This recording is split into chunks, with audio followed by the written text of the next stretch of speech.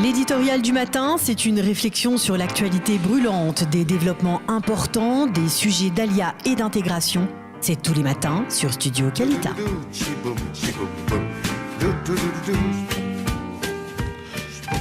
Doron Alouche, bonjour, Boker Tov. Boker Tov, Shavua Tov. Shavua Tov, merci d'être avec nous ce matin sur Studio Kalita. Je rappelle que vous êtes de Mevohot Yericho, un yishuv qui est, donc comme son nom l'indique, à proximité de Yericho, dans la Bika. Et avec vous, je voudrais que nous parlions un peu de ce qui s'est passé ces derniers jours, ces intempéries, cette très sérieuse perturbation, et de voir, je ne sais pas exactement dans quelle mesure cela a influé sur votre yishuv. Est-ce que vous avez véritablement été englouti sous les eaux, ou alors vous avez en tout cas entendu dans la région des inondations et des torrents de boue et de pluie. Comment se sont passés ces 2 derniers jours pour vous ? Et en fait, on a attendu la pluie avec beaucoup d'impatience. Et en fait, quand c'était une pluie de forte moyenne, on s'attendait à quelque chose d'un peu plus sérieux. Dans la vallée du Jourdain, on reçoit toujours les restes. Oui. La pluie tombe dans le centre et nous, ici, dans le désert, on reçoit les restes. Mais de toute manière, chaque goutte, c'est une bracha, c'est une bénédiction. Et tout ce qui vient, on dit merci. Alors, c'est une bénédiction en particulier pour les récoltes et vous êtes spécialisé dans votre yishuv dans les plantations de palmiers dattiers, n'est-ce pas ? Nahon, exactement. Et en fait, quand il pleut, on n'a pas besoin d'arroser les arbres.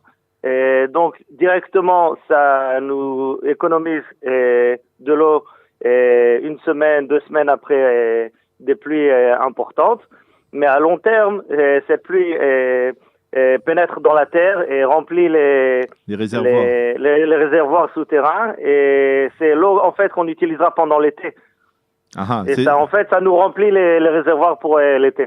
C'est-à-dire que pour vous, la pluie, elle a un double impact. Elle a l'impact immédiat, les retombées, on va dire, de la météo sur le moment même, et aussi un impact bénéfique, en particulier donc plus tard, lorsque l'on est dans la période de l'été et de la sécheresse de l'été. Exactement. C'est l'époque où on a besoin de beaucoup d'eau. De la pluie, il n'y en a pas du tout. Et donc là, on utilise les sources souterraines et il faut les remplir. Il faut les remplir, effectivement. Et pour l'instant, on ne peut pas dire qu'elles étaient remplies jusqu'à présent ? Et en fait, c'est la première pluie sérieuse qu'on a eue depuis le début de cet hiver. Et donc, c'est très important et on attend encore à d'autres vagues d'averses comme ça. Alors, dites-nous un peu combien de dattes vous fournissez, de kilos, de tonnes de dattes vous fournissez dans votre yishuv de Mevohot Yericho, combien vous avez de palmiers. Donnez-nous quelques données sur votre yishuv. Mevohot Yericho est un yishuv assez jeune, il a 18 ans. Et la plupart des habitants travaillent à Jérusalem ou dans la région à Doumim. Et c'est quelque chose d'extraordinaire qui est vraiment spécial en Israël. Et on est à 1 demi-heure de route en voiture de Jérusalem, mais c'est un autre monde. C'est le désert, c'est la sécheresse. Et malgré cette courte distance, c'est quelque chose de très spécial, cette différence de météorologie. Et la plupart donc on est à Mevohot Yericho, on n'est que de familles agricoles. Et en fait, ça donne de la vie dans le yishuv. Et on a des employés juifs qui viennent de tout le pays pour travailler dans l'agriculture. Et ça donne beaucoup de vie dans le yishuv pendant la journée, alors que la plupart des gens se retrouvent au travail dans la ville. Les plantations de palmiers dattiers que l'on voit quand on se promène sur la route qui contourne maintenant Yericho et qui nous mène vers Beth Shean sur la route de la vallée du Jourdain, ce sont pour, je suppose en partie, certains vous appartiennent et d'autres appartiennent à d'autres yishuvim de la vallée. Combien vous avez une idée de la production annuelle de dattes dans cette région ? Et en fait, la plupart de la production de dattes en Israël, c'est pour l'exportation. Oui. On cultive beaucoup plus de dattes que ce que la population israélienne utilise pendant l'année. Et spécialement, on exploite en Europe. Et la sorte numéro 1, c'est le Majoul. Majoul, bien sûr. Et c'est 60% du Majoul en Europe, il vient d'Israël. Et en partie de votre région, donc. En fonction de la qualité de la production, et la première qualité va à l'exportation, et là où on reçoit les plus hauts prix. Et la réussite de cette culture elle continue, ça fait déjà une trentaine d'années. Et c'est pour ça il y a beaucoup d'agriculteurs qui cultivent des dattes, parce que ça correspond à la région, Yericho, Hirat Marim. Comme ça, c'était déjà dans le Tanakh.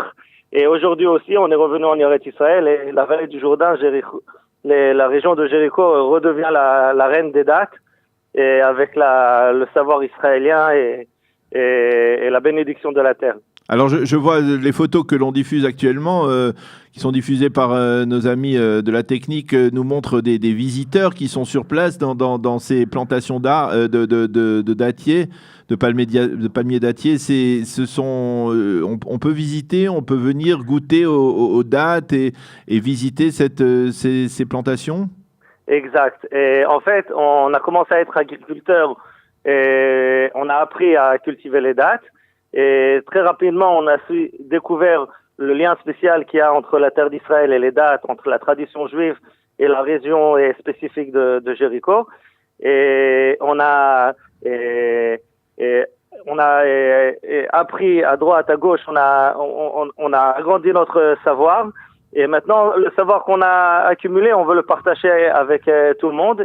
Mais maintenant, on invite tout le monde qui veut apprendre sur le palmier dattier, qui est un arbre extraordinaire, et apprendre sur la région de la vallée du Jourdain, sur la tradition juive qui est liée au Shivat Aminim, Arbaat Aminim.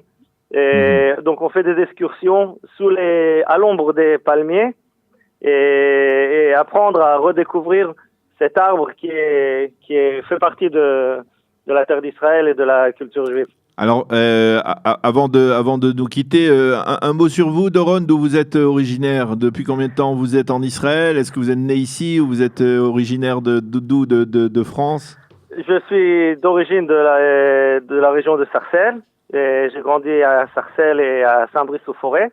J'ai étudié la biotechnologie à l'université d'Orsay. Et à l'âge de 21 ans, j'ai fait mon alia. Et je me suis pas un peu promené en Israël, à droite à gauche. J'ai fait un ulpan et j'étais dans plusieurs régions. J'ai travaillé dans mon métier. Et j'ai eu la chance de faire partie du premier groupe qui a mis pied sur terre à Mevohot Yericho il y a 18 ans. Et au début, on était 4 célibataires et maintenant on est 40 familles et le Yishuv, il va et il grandit et Baruch Hashem, on voit beaucoup de bracha dans nos occupations. Eh bien, cette bracha, on vous la souhaite, on souhaite qu'elle ne fasse que grandir d'année en année dans votre Yishuv. Merci beaucoup, Doron Alouche, d'avoir été avec nous et de nous avoir fait partager un peu de vos sentiments après cette tempête, mais surtout beaucoup de considérations sur votre Yishuv, sur votre localité. Merci d'avoir été avec nous ce matin sur Studio Kalita et Shabbat Shalom. Shavuot Tov, pardon. L'éditorial du matin, c'est une réflexion sur l'actualité brûlante, des développements importants, des sujets d'Alia et d'intégration. C'est tous les matins sur Studio Kalita.